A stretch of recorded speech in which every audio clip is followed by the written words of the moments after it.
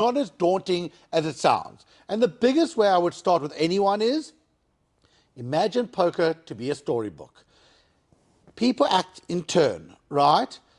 When you, as someone, if there are 8 people, just imagine this. If 6 people have given you information, you are able to make a way better decision. Okay. If you are the first person to make a decision or to act, and there are 6 people after you, there's a lot of unknown in your life that can happen here, right? I see. And that is where I even get to the first thing that I even teach anyone in poker is position.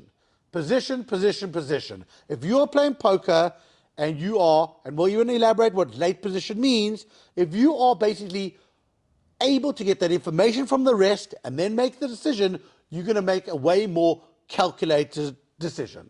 Even, so is that, when you say position, is that where I sit physically at the table and when it's my turn to make a call? Exactly. So I'd say when it's your turn to make a call. Because as you know, everyone takes a turn to be the dealer and to be the small blind and big blind.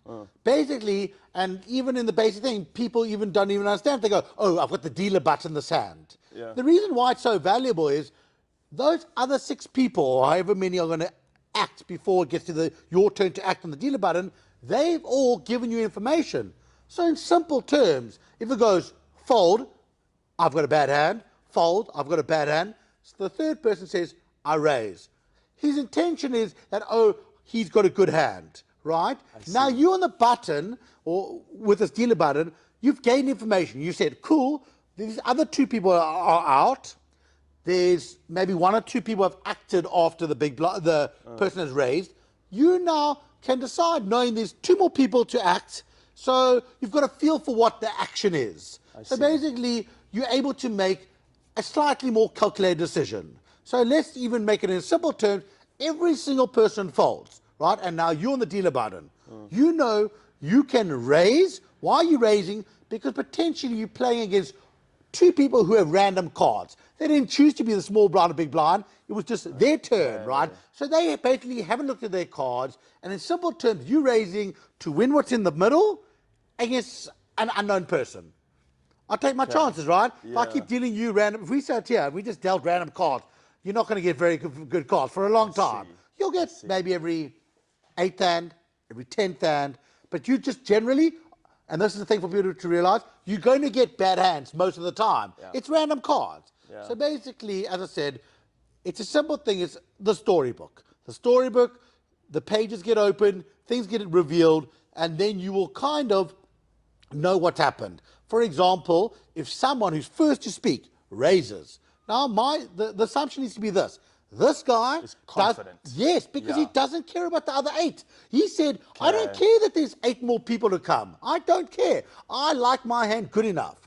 Now, you, when you look at your card, go, geez, this guy either is a maniac, a gambler, or which is a lot of them exist, or good possibility, very good, yeah. or he just doesn't care about the 8 other people. So when you look at your hand, a marginal hand, it looks a lot less appetizing after that guy had spoken. If they all fold, your average hand looks good because it's only got the people who haven't acted. So I think, without getting into too granular details, position is everything based on information. In life, you get information, you make good decisions, right? Go.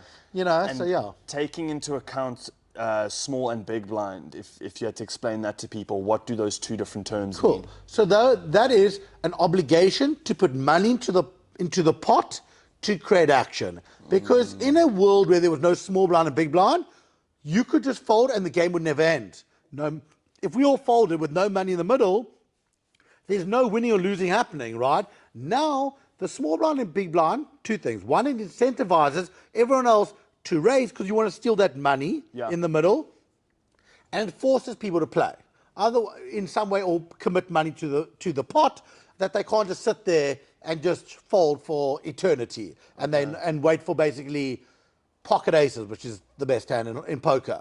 So, and also what it does is with the tournament thing, which you can even elaborate, is it speeds up the play and it goes up all the time, so we get to a winner.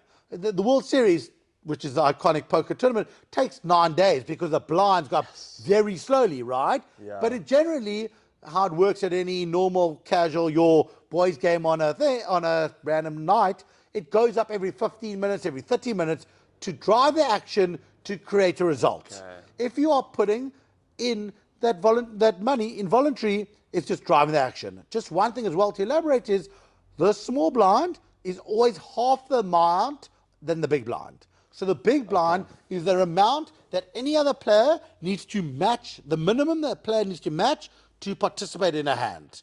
So it makes sense if we're playing 25 in the small blind, 50 in the big blind. Some guy can't say, I want to put in 10.